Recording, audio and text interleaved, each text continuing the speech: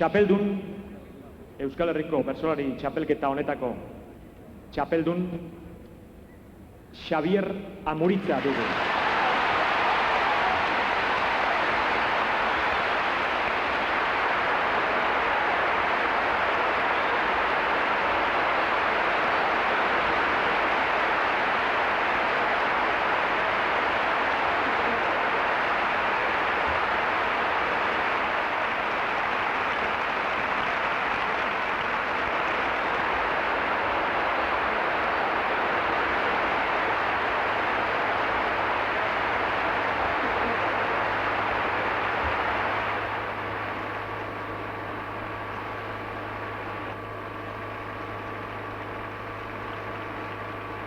Geldi.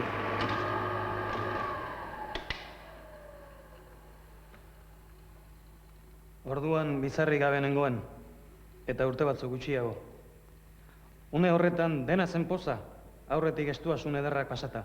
Hiru bertso, Xabier Amuritza, gai bati buruz eta hamarreko haundian. Gaia, aita. Aita, aitatasuna, aita izenik ederrena. Ez, ideia arrunta. Jainko aita, hori ere ez, eta iragoan gutxiago. Euri aita, bai. Baina ez.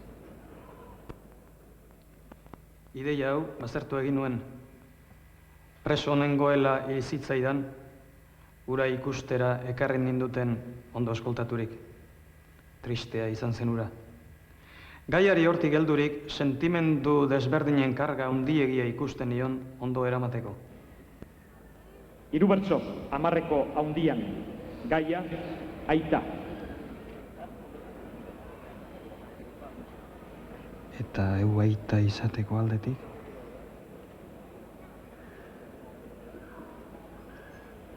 Baina emazte gaia hor. Emazte gaia aurrean izan ez balitz, hortixek helduko nion ziur asko, baina bildur nintzen naste armatzeko. Aitatasuna, aur bate gaita deitzea, arruntegia. Hasi egin behar du. Hemen bizirik balego. Hemen bizirik balego. Ona. Baina hiru bertso nola atera hortik, ez ego beste remediorik. Bota lehenengoa eta gero ikusi. Hemen bizirik balego. Pero. Aita izena, kanta beharrak,